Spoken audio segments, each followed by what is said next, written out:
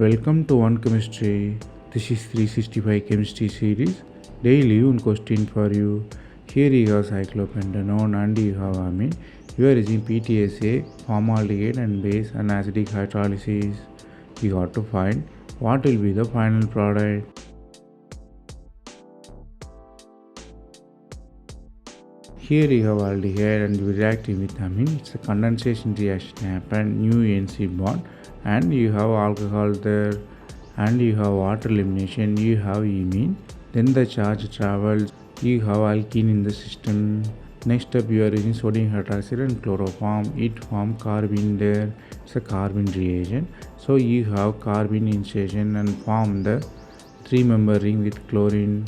Then chlorine is a good leaving group. The ring is expansion due to the ring strain and conjugation promoted. You have new 6-member ring. If you read it nicely, you have conjugated ketone with alpha chloride.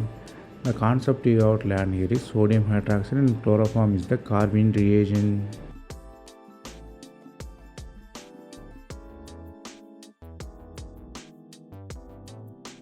That's all from this video.